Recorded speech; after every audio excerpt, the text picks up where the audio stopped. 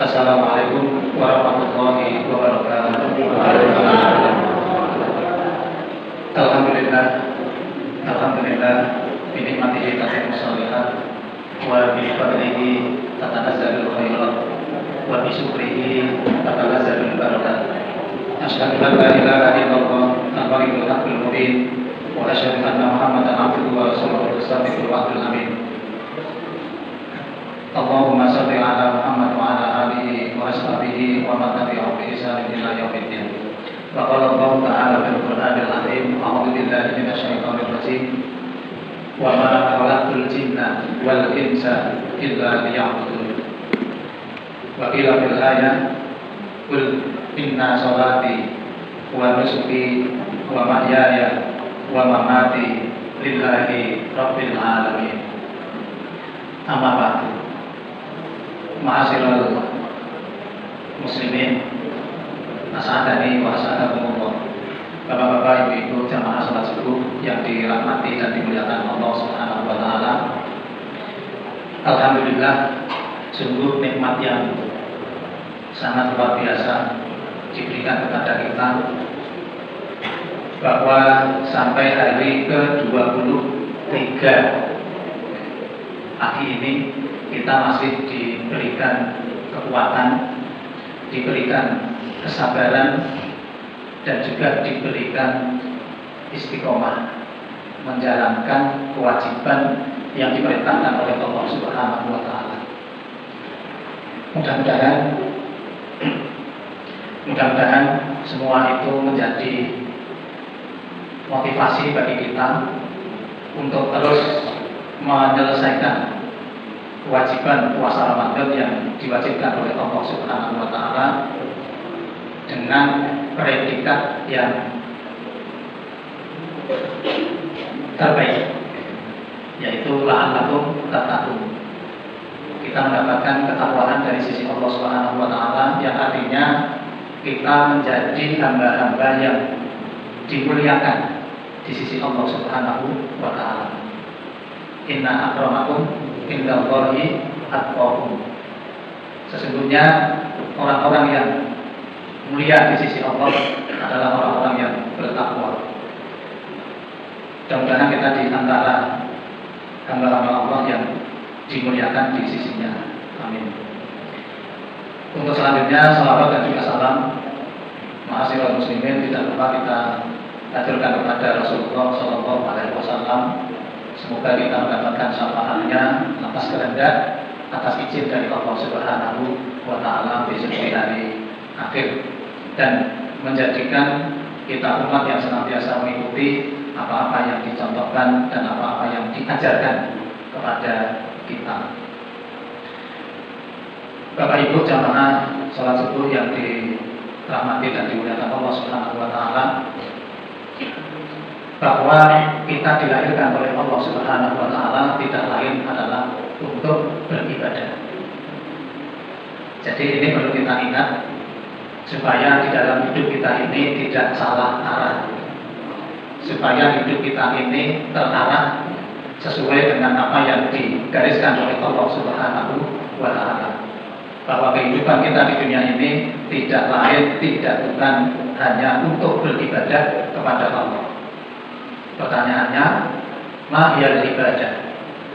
Pertanyaannya, apa itu ibadah? Di dalam sebuah kitab dikatakan al-ibadatu hiya at-taqarrubu ila Allah. Jadi di dalam satu kitab dikatakan bahwa ibadah itu jalan atau upaya seorang hamba mendekatkan diri kepada Allah Subhanahu wa taala. Oleh karena itu, apapun aktivitas kita setiap hari yang dapat mendekatkan diri kepada Allah Subhanahu wa taala, maka disebut dengan ibadah. Termasuk majelis ilmu, ini merupakan sebuah ibadah. Kemudian kegiatan di tengah-tengah masyarakat, takjil umpamanya, itu juga merupakan ibadah. Sholat jamaah kita sudah pasti itu ibadah. pekerjaan kita, dalam rangka untuk menghidupi keluarga, itu juga ibadah. Oleh karena itu, agar tidak terlepas dari ibadah kita kepada Allah, maka mulailah pekerjaan kita, aktivitas kita dengan basmalah. Kullu amrin li balin la yubda'u bil basmalati akbar. Segala aktivitas yang tidak diawali dengan basmalah maka terputus. Terputus di situ artinya terputus dari rahmat Allah Subhanahu wa ta'ala. Intisari awamilihi selanjutnya. Jadi dengan mengikuti apa-apa yang telah dicontohkan atau apa-apa yang telah diperintahkan. Kemudian yang terakhir wastina binawahihi, dan menjauhi atau meninggalkan apa-apa yang dilarang. Maka kalau definisi tersebut sudah kita lakukan, maka aktivitas kita sehari-hari termasuk ibadah. Dan ditegaskan di dalam ayat yang lain, Qul katakan wahai Muhammad, inna sholati, sesungguhnya sholatku, wa nusuki, dan ibadahku, wa mahyaya, dan hidupku, wa mamati, dan matiku, lillahi rabbil alamin. Jadi apapun yang kita kerjakan, Bapak Ibu, semua kembali kepada Allah Subhanahu wa ta'ala. Ini perlu kita review kembali, perlu kita ingat kembali, perlu kita tulis besar-besar di dalam pikiran kita ini, agar hidup kita ini fokus, agar hidup kita ini terarah, tidak salah arah. Apalagi Bapak Ibu, kita ini sudah berumur minimal 30 tahun. Tidak ada ya, 30 tahun ada ya? 40 tahun berarti. Minimal nih, minimal. Kalau yang lebih kayaknya sudah lebih semua nih. Pak Hakim benar Pak Hakim. Itu masih. Masya Allah. Pak Hakim masih ingin memudahkan diri atau meremajakan diri. Masya Allah. Ini Bapak Ibu. Jadi sisa hidup yang masih Allah berikan kepada kita ini, agar kita betul-betul dapat memfokuskan diri dan menjadikan bekal kita menghadap kepada Allah Subhanahu wa ta'ala. Kemudian selanjutnya Bapak Ibu, puasa sudah sampai kepada hari ke-23. Maka perlu kita mengevaluasi diri. Sudahkah kita berusaha untuk meraih apa yang ada di dalam bulan Ramadan tersebut dari tanggal 1 sampai dengan nanti tanggal 30. Sudahkah kita meraih amalan-amalan yang ada selama 1 bulan itu, atau mungkin hanya biasa-biasa, ataupun kita betul-betul ingin menyempurnakan puasa Ramadan dengan berbagai amalan-amalan yang ada. Kalau kita hanya biasa-biasa saja, maka kita merugi. Kalau boleh saya mengambil istilah di dalam Al-Quran itu disebut dengan dzalimun linafsi.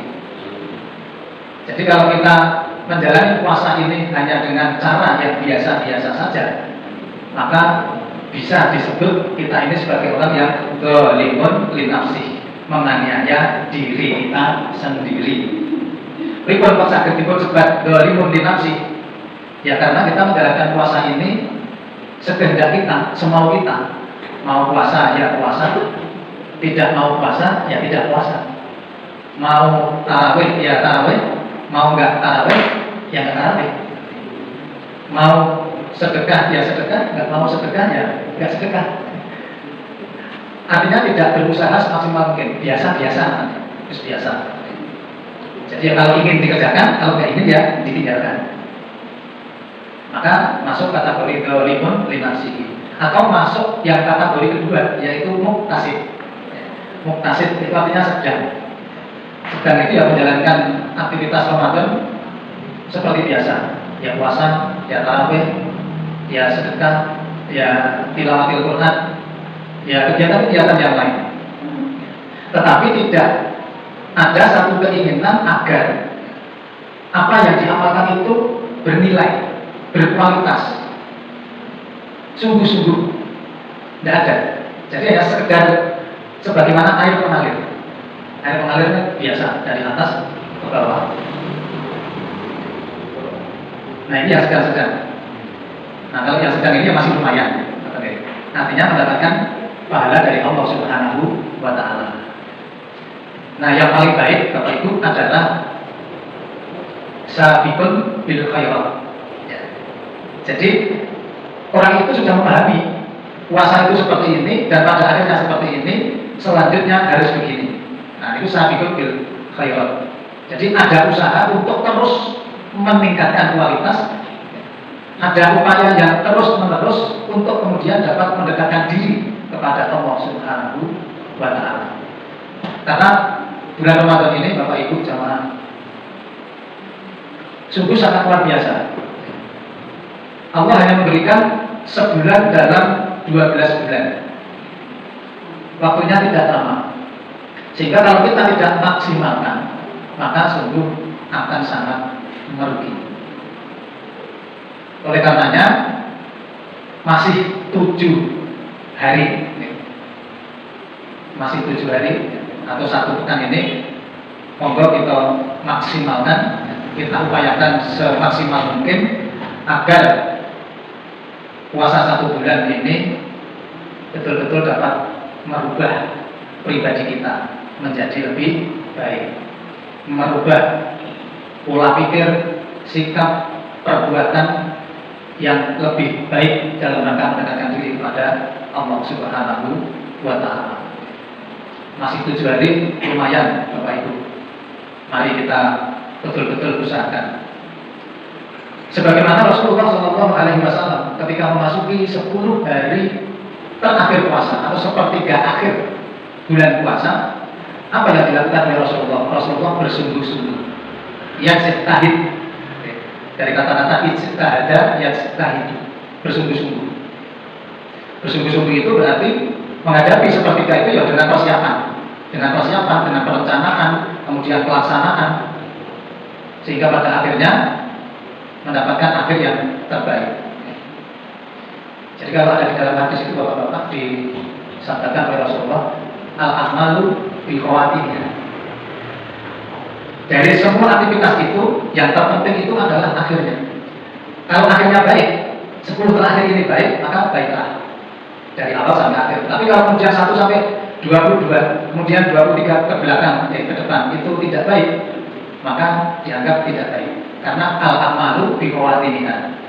Jadi amaliyah itu ya bergantung akhirnya. Maka kalau kita ibaratkan orang yang meninggal, Bapak Ibu, itu kan man kana akhiru hayati, yang bahasa Indonesia seperti ini. Barang siapa di akhir hidupnya ia mengucapkan kalimat la ilaha illallah, masuk surga. Nah, itu. Jadi barang siapa yang akhir dari kehidupannya itu mengucapkan la ilaha illallah, masuk surga. Berarti kan akhir dari kehidupan itu penting. Akhir dari suatu aktivitas kegiatan itu penting. Maka marilah kita akhiri puasa Ramadan ini dengan sebaik-baiknya. Jadi ketika perjalanan hidupnya ini berliku-liku, tetapi akhirnya bisa la ilaha illallah, ini dapat jannah, masuk surga. Maka harapan puasa kita juga demikian, al-amalu bi khawatimiha. Maka sebagaimana sabda Nabi Shallallahu Alaihi Wasallam, an Aisyah radhiyallahu anha qalat, dari Aisyah beliau berkata, karena Rasulullah Shallallahu Alaihi Wasallam yastahidu fil asril awakhir ma la yastahidu fi ghairihi. Rawahu Muslim. Bahwa Rasulullah Shallallahu Alaihi Wasallam yastahidu, bersungguh-sungguh fil asril awakhir, di 10 terakhir, yang itu tidak beliau lakukan di hari-hari sebelumnya. Jadi dari tanggal 1 sampai dengan tanggal 20 itu kalau ibarat kita berkendara motor itu mungkin standar 60 atau speed 60 atau kecepatan 60. Itu kalau ibu ke bapak-bapak ya, dan 75 atau 80 okay. Nah, memasuki 10 akhir, ini maksudnya kecepatan kendaraan kita ini harus kita angkat lagi. minimal ya 85 atau 90. Kalau itu ya biasanya 60 ya 70 80 supaya cepat sampai katanya. Nah ini kalau itu yaska itu bil asal awakhir, jadi bersungguh-sungguh di 10 akhir, malah yaska itu yang berbeda dengan hari-hari sebelumnya. Maka mestinya ini kita contoh apa yang dilakukan oleh Rasulullah SAW. Dikuatkan di dalam hadis yang lain, karena Nabi SAW tidak ada al-asr, bahwa Nabi SAW ketika masuk di 10 terakhir atau sepertiga terakhir, sadda mizaro, mengencangkan ikat pinggang. Mengencangkan ikat pinggang itu artinya sama, yasta itu ya bersungguh-sungguh, betul-betul mempersiapkan untuk menghadapi sepertiga daripada puasa Ramadan yang terakhir. Kemudian direncanakan dan kemudian dilaksanakan. Maka di dalam hadis selanjutnya wa ahya lailahu, dan menghidupkan malamnya.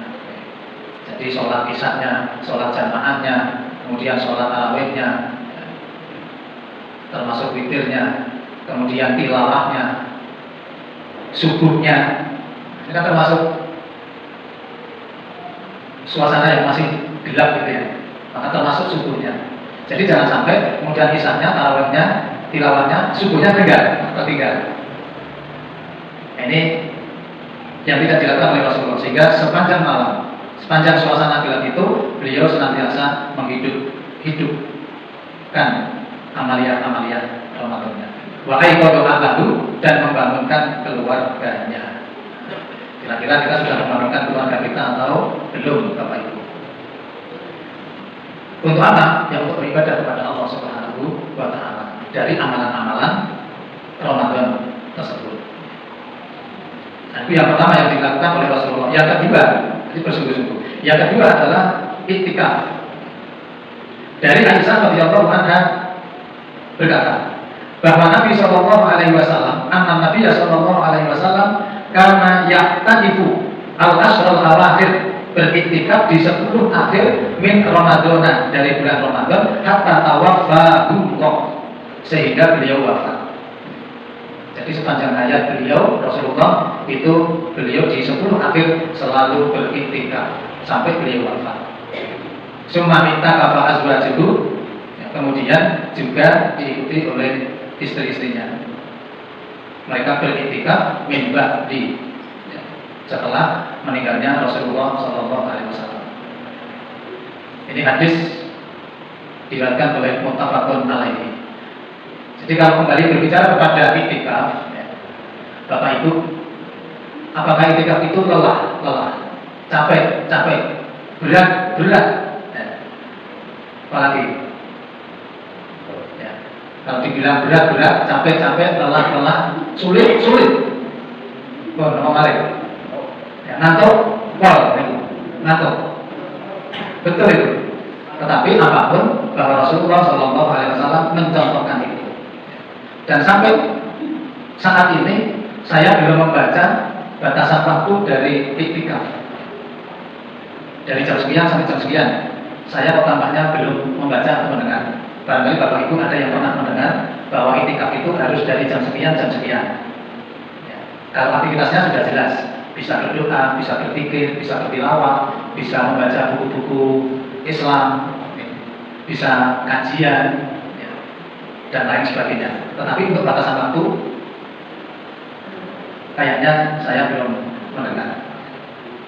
Oleh karena itu, Bapak Ibu, berarti ini sesuatu kemurahan bagi kita untuk dapat melaksanakan iktikaf itu sebatas dari kemampuan kita. Yang penting itu beriktikaf, berdiam diri di dalam masjid, kemudian berdoa kepada Allah, berzikir kepada Allah, memohon kepada Allah, ya berupaya untuk mendekatkan diri kepada Allah Subhanahu wa Ta'ala. Selanjutnya, wallahu a'lam bishawab, Allah yang Maha mengetahui. Termasuk ketika di dalam iktikaf itu kemudian tertidur atau tidur, wallahu a'lam, Allah yang akan menilai. Mungkin itu menjadi salah satu perjuangan hamba Allah di dalam upaya untuk melaksanakan iktikaf tersebut.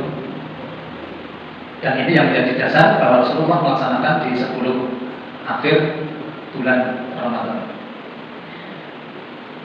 Kemudian selanjutnya adalah meraih Lailatul Qadar. Dasarnya sudah jelas Bapak Ibu. Surat Al-Qadar, A'udzubillahi minasyaitonir rajim.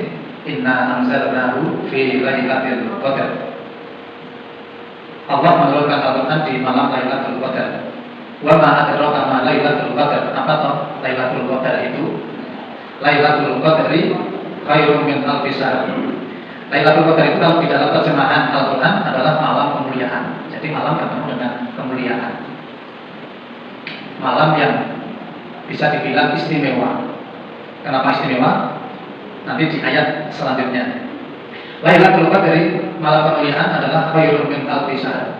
Jadi ketika malam itu, Bapak Ibu, kita bertilawah atau kita sedang berdoa atau kita sedang berpikir, tiba-tiba Allah kemudian menyematkan atau memberikan yang namanya Lailatul Qadar itu, maka pahala kita lebih baik daripada 1000 bulan, yang kurang lebih 84 tahun.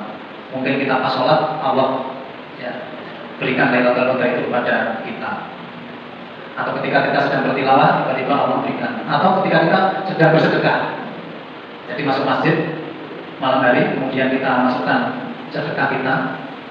Nah, pas itu kemudian Allah memberikan Lailatul Qadarnya atau memberikan malam kemuliaan bagi seorang hamba itu, maka pahalanya khairun min alfi syahr. Atau sedang taklim atau sedang membaca, kemudian Allah memberikan malam kemuliaan itu kepada hamba-hambanya, maka pahalanya khairun min alfi syahr. 10 hari saja Bapak Ibu. Monggo masih ada kesempatan 7 hari. Bismillah, semampu kita, sekuat kita. Dan selama 3 hari ini, alhamdulillah, ya kurang lebih kalau saya hitung-hitung itu ya 15 sampai 20. Alhamdulillah sudah lebih banyak dari tahun kemarin. Ya, tambahnya sebenarnya sedikit, tetapi tambahnya lebih banyak yang sekarang. Khairun min alfi syahr. Tanazzalul malaikatu waruhu fiha. Nah, ini Bapak Ibu. Tanazzalul malaikat Allah itu turun pada malam itu. Tanazzalul malaikatu waruhu. Ruh di sini adalah malaikat Jibril. Malaikat Jibril. Waruhu fiha, di malam itu biidzni rabbihim, atas izin Allah Subhanahu wa taala. Min kulli amrin, untuk menyelesaikan masalahnya umat. Artinya masalahnya hamba-hamba itu. Jadi malaikat turun di malam hari itu dalam rangka untuk menyelesaikan masalah-masalah dari hamba-hamba satu persatu itu. Oh, si fulan masalahnya ini tak selesaikan. Oh, si fulan masalahnya ini tak selesaikan. Oh, fulan masalahnya ini tak selesaikan. Itu cara berdening itu. Jadi bahwa malam itu malaikat-malaikat Allah pada turun. Tanazzalul malaikatu waruhu fiha biidzni rabbihim min kulli amrin, untuk menyelesaikan masalahnya masing-masing. Salamun hiya hatta matla'il fajr, kesejahteraan, keamanan sehingga sampai dengan waktu fajar, sampai pagi. Nah, ini yang menjadi dasar adanya Lailatul Qadar.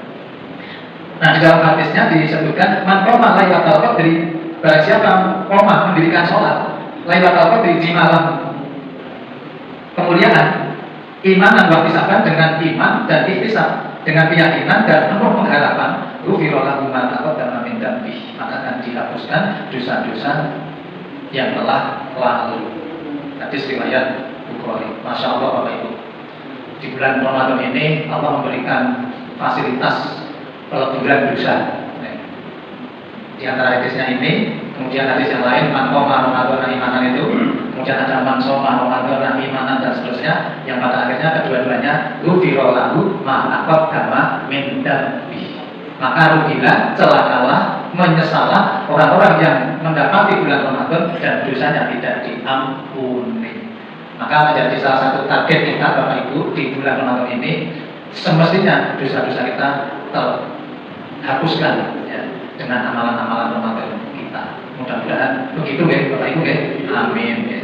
Menurut Ibnu Hajar Al-Asqalani ya, menurut Ibnu Hajar Al-Asqalani, Ibnu Hajar Al-Asqalani itu sih Ibnu Hajar Al-Asqalani, pengarang kitab ataupun Bulughul Maram. Ibnu Hajar Al-Asqalani. Terus ya. Nah, jadi Ibnu Hajar Al-Asqalani itu pengarang kitab Bulughul Maram, itu kitab hadis. Itu menyampaikan apa sih yang dimaksud dengan keimanan. Jadi imanan wa ihtisaban. Imanan yang dimaksud oleh Ibnu Hajar Al-Asqalani adalah bahwa kita membenarkan janji Allah bahwa pahala akan diberikan kepada mereka yang melaksanakan perintah Allah Subhanahu wa taala. Contoh kita puasa. Kita yakin bahwa Allah akan mengampuni dosa-dosa kita sebelumnya. Kita yakin. Jadi imanan itu yang dimaksud membenarkan janji Allah bahwa janji Allah itu benar akan mengampuni dosa-dosa hambanya. Dan pahala akan senantiasa diberikan kepada pelakunya. Kemudian yang dimaksud dengan ihtisaban itu mengharap pahala hanya kepada Allah Subhanahu wa taala. Jadi tidak mengharap kepada yang lain, tidak mengharap pahala dari manusia, tidak mengharap pujian dari manusia, hanya mengharap kepada Allah Subhanahu wa taala atas pahala yang akan diberikan. Terakhir, Bapak Ibu, ini untuk 7 hari ke depan, mulai nanti malam. Bismillah. Yaitu apa yang kita baca dari doa-doa di malam-malam tersebut. Di 10 malam itu, An Aisyah radhiyallahu anha qalat sa'altu Rasulullah sallallahu alaihi wasallam, "Ara'aita in alimtu ay lailatul qadri ma aqulu fiha?"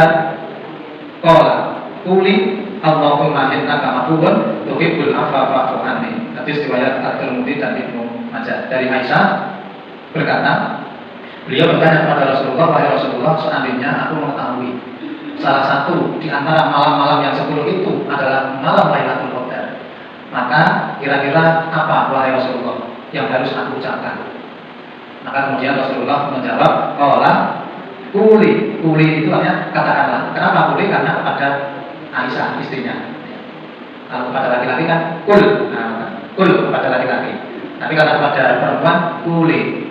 Katakanlah wahai Aisyah, Allahumma innaka afuwwun, Gusti paduka ingkang paling maha pura, tuhibbul afwa, panjenengan remen maringaken pangapura, fa'fu'ani awit saking punika mugi paduka maringi pangapunten dumateng kawula. Pun niki mawon. Jadi ini yang harus sering dibaca. Meskipun nanti doa-doa yang lain nggih saged Bapak Ibu monggo memperbanyak doa, memperbanyak zikir, memperbanyak tilawah, termasuk qiyamul lail, tahajud. Tapi kalau sudah ditutup dengan witir, jangan witir lagi mungkin. Jadi cukup rakaat tahajudnya saja.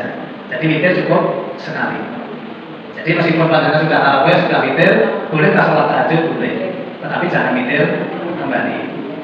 Jadi minimal 2 rakaat. Minimal 2 rakaat. Kalau 2 rakaat itu enteng apa enteng? Enteng ya. Masya Allah. Kalau di mana ini bisa 4, iftitahnya 2, 6 tambah 11 gitu ya. Masya Allah, luar biasa. Alhamdulillah Bapak Ibu diberikan kekuatan oleh Allah Subhanahu wa taala. Mudah-mudahan stoknya yang ibu-ibu tidak berkurang. Kalau yang putra sudah berkurang paling belakang. Ya. Alhamdulillah sudah masih bisa bertahan 3. Meskipun akhir-akhir ini 3 juga kurang lengkap. Apakah sholat tarawih itu berat? Berat. Nyatanya kelong banget deh. Cukup enteng, betul kelong. Tapi untuk ibu-ibu saya nggak tahu. Kelong apa betul? Kelong ya. Ya, Masya Allah. Ya mudah-mudahan kita termasuk yang dikuatkan dan diberikan kemantapan hati untuk terus bersabar di dalam ketaatan. Jadi tarawih itu harus sabar. Perlu sekali kesabaran. Kalau nggak sabar, mulai. Pilih berulang, balik kanan maju jalan, bisa itu. Mengatakan Bapak Ibu ingkang saged kawula aturaken sudah malih monggo modal ingkang tasih setunggal minggu, setunggal pekan 7 hari kita seriusi kembali, kita sungguh-sungguh kemudian beriktikaf mulai Lailatul Qadar dan mengamalkan doa yang dituntunkan oleh Rasulullah SAW. Mudah-mudahan akhir puasa kita adalah akhir puasa yang terbaik dan predikat takwa senantiasa dapat kita raih. Takwa dalam versi yang sangat luas kemarin sudah disampaikan oleh Pak Khalid Hakim, takwa secara individu pribadi, takwa di tengah-tengah keluarga kita, juga ketakwaan secara sosial bermasyarakat. Mengatakan dalam kemudian Muhammad subhanallahumma wa bihamdika asyhadu an la ilaha illa anta astaghfiruka wa atubu ilaik. Assalamualaikum warahmatullahi wabarakatuh.